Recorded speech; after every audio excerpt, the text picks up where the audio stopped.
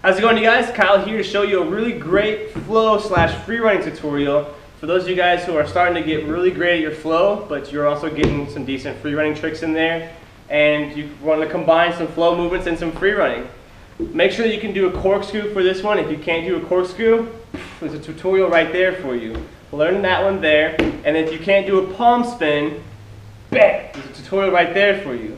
Get those two movements down, because if you don't do them, then you're not going to be able to do this, sorry to say. But when you do get them, it's going to be so much more fun. So let me show you what you're going to be learning, and we'll go through breaking it down.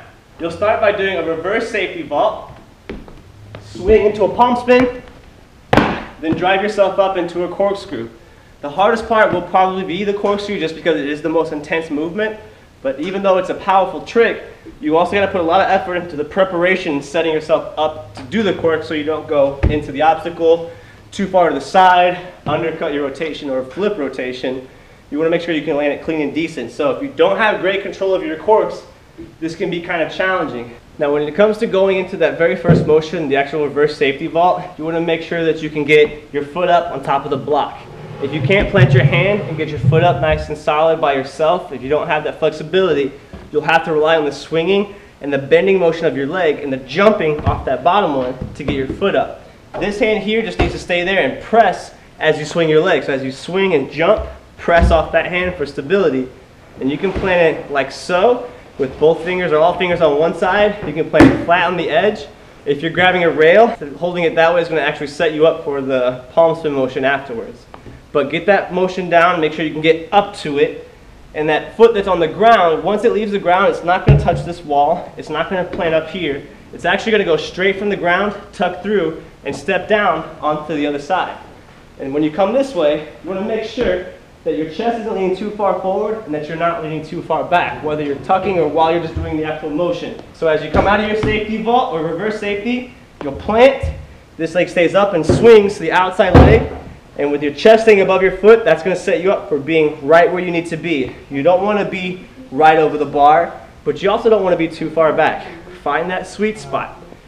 Now when you go into that palm spin, it's got to be fast and it's got to be controlled. So once you drive that leg up and you've gotten it up as far as you can go, and you jump off that leg, as soon as that leg leaves the ground, you need to be focusing on getting that second hand in place and pulling your hips up high. When you're doing that, getting your hips up high sets you up for an easier transition on your way down. And most of the jumps that you might do in parkour and free running, the more height you have, the more time that you have to prepare for your landing. So keeping that in mind, swing hard, jump hard, make sure that hand's planting fast, because this hand's going to come off and this hand is going to be the replacement. So as you drive, plant, and prepare, and as you come down, you want to split your legs just like you would if you were going to go into a J-step cork, or as you're coming out of a touchdown rise or whatever kind of movement you do into a cork, you usually come out prepared here. Now here's where the palm spin can kind of play with your posture. A lot of people, when they finish their palm spins, they'll finish with their chest down low here. In that position, you want to really make sure that you're finishing this palm spin chest upright. The taller your chest is, the easier it's going to be to transition right into that swing into your corkscrew. If you don't have that, it's not going to come fast and it's not going to come clean. If you have to start from up here and just practice some of these, then go ahead and do some of those. It's a really tricky motion, so really make sure you practice it. If you can't do it up high quite yet, find something lower to start with, to progress with as you build awareness and control, then work your way and come back to the actual obstacle that you're really wanting to do it on. So before I recommend that you go and try your cork, practice just those first two combinations first. So get your reverse safety down, practice dropping and preparing and going into your palm spin, and just drill that motion there. Master it, because you want to know where you're at. You got to feel the balance in your weight and posture and position as you're transitioning from one movement to another with your hands, your feet, your chest. Be aware. Once you know where you're at, it's going to be that much easier, because as you come out of your palm spin, this hand planted, that foot planted, this leg up, this hand here ready to swing. Chest comes up tall as you land. Drive your arm with this leg together. If you're finishing your palm spin and your legs coming around the side going towards the block, you want to be careful, because that could pull you into your cork, into the block.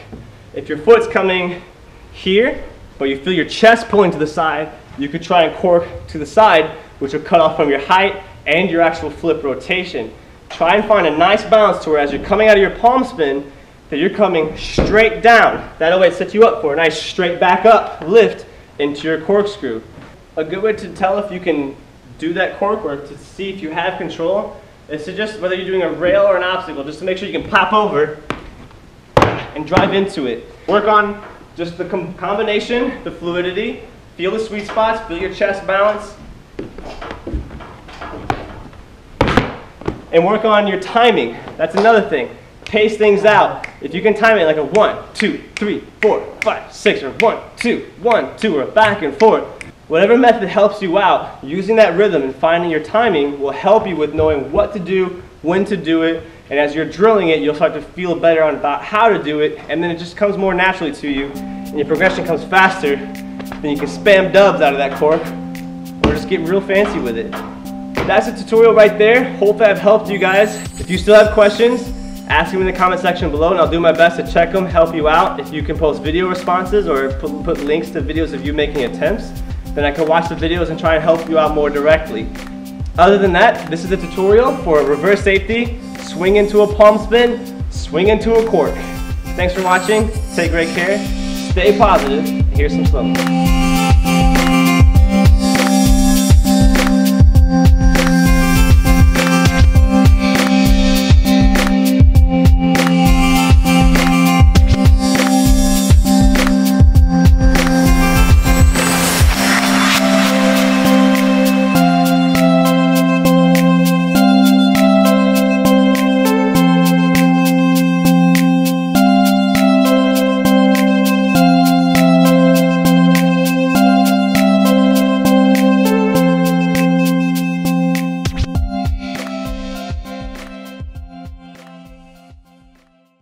Go up and go off. What you're gonna do there is just practice bringing your chest up enough that way you're pushing back. It is so important, I can't stress enough how much you do not want to do a full twist onto your face in the vault box. So just